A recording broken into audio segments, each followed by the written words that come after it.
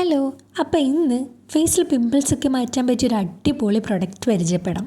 ഒട്ടുമിക്ക എല്ലാവരും യൂസ് ചെയ്ത് നല്ല റിസൾട്ട് കിട്ടിയൊരു പ്രൊഡക്റ്റാണ്. ഇനി ഇതറിയാത്ത ആരെങ്കിലും ഉണ്ടെങ്കിൽ അവർക്ക് എൻ്റെ ഈ വീഡിയോ യൂസ്ഫുൾ ആയിരിക്കും. അതുപോലെ പിമ്പിൾസ് റിമൂവ് ചെയ്യാൻ നമ്മൾ ഡെയിലി ഫോളോ ചെയ്യേണ്ട കുറച്ച് ടിപ്സ് ഞാൻ പരിചയപ്പെടുത്താം. അതിൽ ഫസ്റ്റ് വൺ, നിങ്ങൾ ഒരിക്കലും നിങ്ങളുടെ ഫേസിൽ കൈകൊണ്ട് ഇടയ്ക്കിടയ്ക്ക് തൊട്ട് നോക്കാനോ ഇങ്ങനെ ചൊറിയാനോ ഒന്നും പാടില്ല.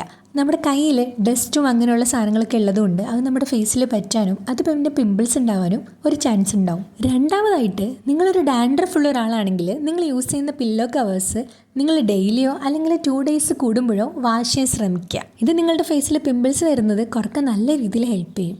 ചെറിയ ചൂടുള്ള വെള്ളത്തിൽ വാഷ് ചെയ്ത് യൂസ് ചെയ്യുന്നതും നിങ്ങൾക്ക് നല്ല ചേഞ്ച് ഉണ്ടാക്കും. ഈ കവളിൻ്റെ സൈഡിലൊക്കെ വരുന്ന പിമ്പിൾസ് അത് മാറ്റാൻ നന്നായിട്ട് ഹെൽപ്പ് ചെയ്യും.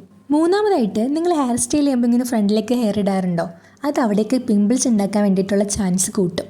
ഇവിടെ മാക്സിമം സൈഡിലേക്ക് ഇങ്ങനെ ഒതുക്കി വെച്ചിട്ട് സ്റ്റൈൽ ചെയ്യാൻ ശ്രമിക്കുക. ഡാൻഡ്രഫുള്ള ആളാണ് നിങ്ങളെങ്കിൽ ഈ ഒരു കാര്യം നിങ്ങൾ എന്തായാലും ശ്രദ്ധിക്കണം. ഫ്രണ്ടിലേക്ക് ഇങ്ങനെ മുടിയിടുന്നത് കൊണ്ട് കവളിൻ്റെ സൈഡിലും നെറ്റിയിലും ഒക്കെ ആയിട്ട് നല്ല പിമ്പിൾസ് വരാനുള്ള ചാൻസ് ഉണ്ട്. ഈ ഒരു ടിപ്സ് നിങ്ങൾ കറക്റ്റായിട്ട് ഫോളോ ചെയ്താൽ പിമ്പിൾസ് ഇനി ഉണ്ടാവുന്നതും നന്നായിട്ട് കുറക്കാൻ പറ്റും. നാലാമതായിട്ട്, നിങ്ങൾ ഹെയർ വാഷ് ചെയ്ത് കഴിഞ്ഞിട്ട് ഹെയർ നന്നായിട്ട് പൊക്കി കെട്ടി വെച്ചതിന് ശേഷം നിങ്ങളുടെ ഫേസും നിങ്ങളുടെ ഷോൾഡറും നിങ്ങൾ എന്താണോ ഫേസ് വാഷ് ആയിട്ട് യൂസ് ചെയ്യുന്നത് അത് യൂസ് ചെയ്തിട്ട് വാഷ് ചെയ്യുക. അതുപോലെ തന്നെ ഷോൾഡർ നിങ്ങൾ സോപ്പാണെങ്കിലും അല്ലെങ്കിൽ ബോഡി വാഷ് ആണെങ്കിലും യൂസ് ചെയ്തിട്ട് നന്നായിട്ട് ക്ലീൻ ചെയ്യാൻ ശ്രമിക്കുക. നമ്മുടെ തലയിലുണ്ടായിരുന്ന ഓയിലും അതുപോലെ നമ്മൾ യൂസ് ചെയ്ത ഷാമ്പൂ ഒക്കെ നമ്മുടെ സ്കിന്നിലുണ്ടെങ്കിൽ അതൊക്കെ പോകാൻ ഇത് ഹെൽപ്പ് ചെയ്യും. അതുപോലെ മോർണിംഗും രാത്രി കിടക്കുന്നതിന് മുമ്പായിട്ട് നിങ്ങൾ യൂസ് ചെയ്യുന്ന ഫേസ് വാഷ് വെച്ചിട്ട് നിങ്ങളുടെ ഫേസ് നന്നായിട്ട് വാഷ് ചെയ്യുക. അല്ലെങ്കിൽ പറ്റുമ്പോഴൊക്കെ നിങ്ങളുടെ മുഖം നന്നായിട്ട് കഴുകിയിട്ട് ഒരു ക്ലോത്ത് കൊണ്ടൊന്ന് തുടച്ച് വൃത്തിയാക്കാൻ നോക്കുക.